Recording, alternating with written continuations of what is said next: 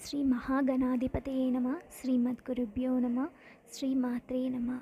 Welcome to ఆ channel Sanatana తత్వం, the essence of eternal truth. ఈరోజు మనం మాఘమాసం యొక్క ప్రత్యేకత తెలుసుకుందాం. మాఘమాసంలో అన్ని రోజులు పవిత్రమైన రోజులే. కొన్ని ముఖ్యమైన రోజుల గురించి క్లుప్తంగా తెలుసుకుందాం. ఒకటది శ్రీ పంచమి. మాఘశుక్ల పంచమిని శ్రీ పంచమి అని అంటారు. చదువుల తల్లి సరస్వతీదేవి ఆవిర్భవించిన రోజు. ఈరోజు మేధస్సు పెరగడానికి మేధా సూక్తం చదువుకుంటే సరస్వతీమాత అనుగ్రహం లభిస్తుంది. రెండవది రథసప్తమి. మాఘశుక్ల సప్తమిని రథసప్తమి అని అంటారు. సూర్య జయంతి కూడా ఈరోజే. సూర్యనారాయణునికి నమస్కారాలు చేసి పరమాన్నం నివేదన చేసి ఆదిత్య హృదయం పఠించుకుంటే మంచి ఆరోగ్యం, ఆయుష్ పెరుగుతుంది. మూడవది భీష్మాష్టమి. మాఘశుక్ల అష్టమిని భీష్మాష్టమి అని అంటారు. ప్రతి ఒక్కరూ భీష్మాచార్యులకి ఈరోజు తర్పణాలు ఇవ్వాలి. ఈరోజు పితృదేవతలని తలుచుకొని పితృదేవతా స్తోత్రం చదువుకుంటే పితృదేవతల అనుగ్రహం కలుగుతుంది.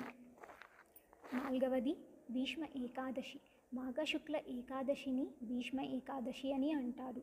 భీష్మాచార్యుడు మనకి పరమ పవిత్రమైన విష్ణు సహస్రనామ స్తోత్రముని అందించారు. ఈరోజు ఉపవాసం ఉండి విష్ణు సహస్రనామ పారాయణం చేస్తే విష్ణుమూర్తి పరిపూర్ణమైన ఆశీస్సులు కలుగుతాయి. ఐదవది మాఘ పౌర్ణిమ. మాఘమాసంలో వచ్చే పూర్ణిమని మహామాఘి అని, మాఘ పౌర్ణిమ అని అంటారు.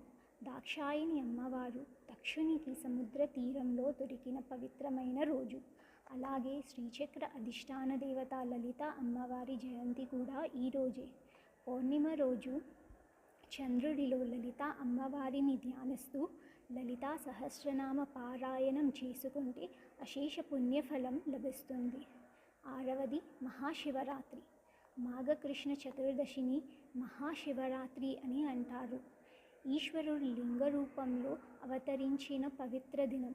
ఈరోజు ఉపవాసం ఉండి రాత్రి లింగోద్భవ సమయంలో బిల్వదళాలతో శివలింగానికి అభిషేకం చేసి శివనామ స్మరణతో జాగరణ చేస్తే శివపార్వతులు అనుగ్రహిస్తారు. Thank you for watching. Please like, share and subscribe to our channel Sanatana తత్వం.